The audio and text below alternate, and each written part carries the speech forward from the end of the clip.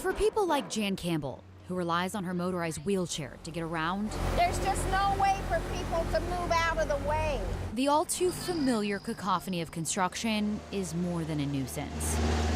It stops them from their freedom to be able to make choices. It's their freedom. Well, because it's kind of saying, you can't come down to the city because it's not accessible, so you don't have a choice in that. We tagged along as Jan navigated construction zones downtown. Going through here, I do not know which way to go. When construction blocks a sidewalk or path, federal standards require the construction company to create a safe, accessible alternate route that complies with the Americans with Disabilities Act.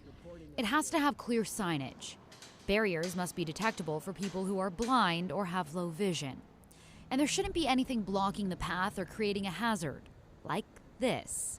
We found signs through alternate paths weren't always directing pedestrians well. And I think it isn't really well marked. Can you cross here?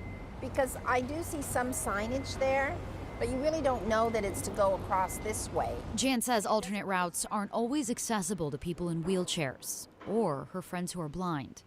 They're often too steep or uneven, or too narrow to pass. And when you're talking about that, across disabilities, I do not think they're in compliance. For mobility, people using mobility devices, some are and some are not.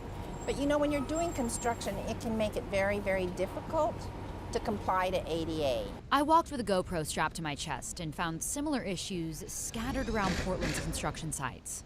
Here, a sidewalk closed sign, blocking the curb ramp people need to get to the open sidewalk.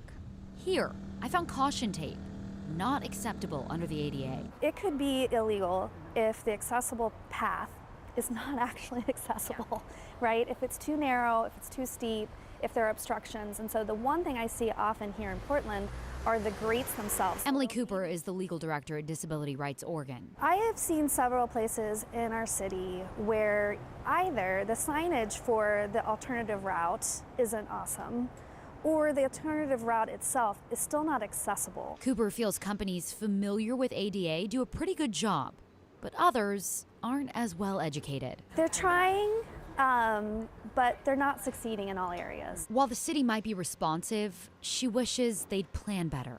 What I would really like the city to do is plan better, so when they look at construction areas throughout the city, they think, how is someone with a disability really going to get through here? Until every area is accessible, Jan says some people with disabilities won't step foot downtown. They do avoid it. I have many friends that are low vision and blind, and they avoid the downtown area right now just because of all the construction.